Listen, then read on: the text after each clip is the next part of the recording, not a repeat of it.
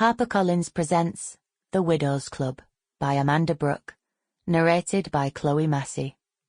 Hope is the thing with feathers that perches in the soul and sings the tune without the words and never stops at all.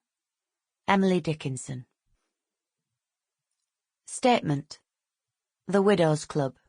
At The Widows' Club.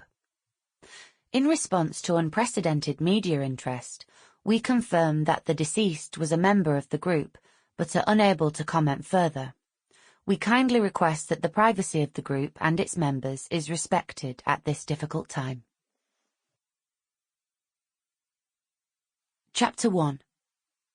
As April Thorpe stood outside Hale Village Hall on a damp September evening, she didn't know if she was ready to join the group she spied through the windows.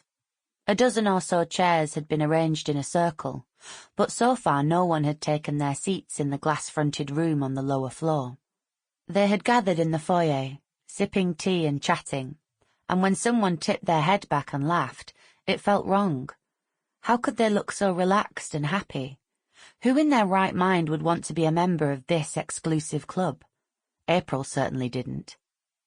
She was tempted to scurry away home and scream into her pillow, but she knew from experience that wouldn't lessen the pain.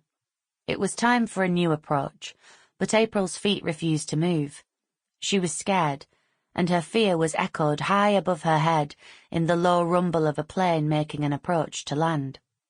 Hale was directly beneath the flight path for John Lennon Airport, and in the darkened sky the noise carried a sense of foreboding. "I don't belong here," she mumbled to herself. "I'm too young to be a widow."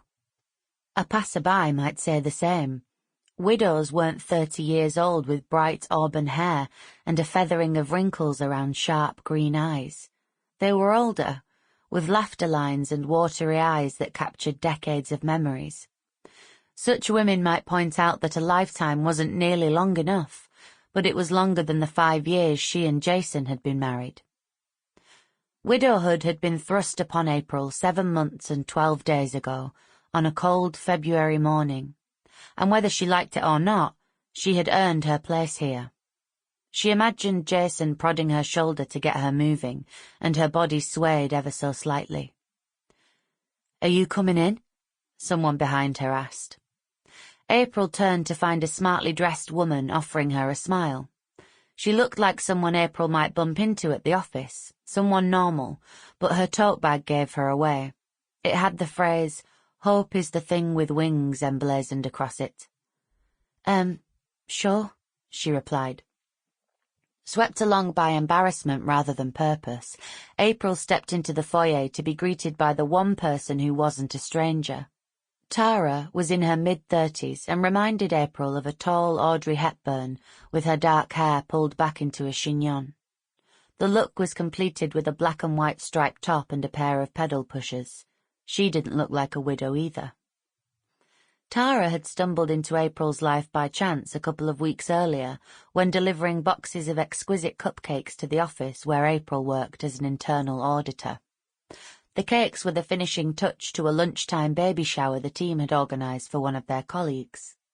Sarah had had a difficult pregnancy, not least because her boyfriend had dumped her soon after she discovered she was expecting, but on her last day at work, her belly had been taut, her smile broad, and her happiness suffocating.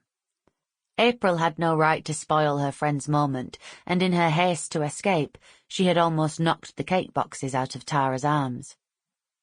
"Bad day at the office?" Tara had asked later when she found April shivering outside the building. April pulled out her earphones.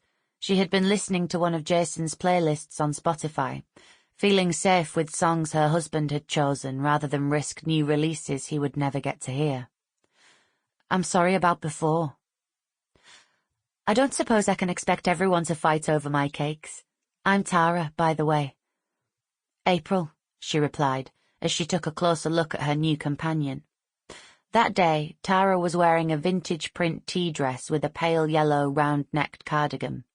Her dark eyeliner flicks accentuated eyes that scrutinized April's features. "I don't normally do the deliveries," Tara said, "but I had to be on this side of the water anyway. I'm on my way to class. Sample complete. Ready to continue?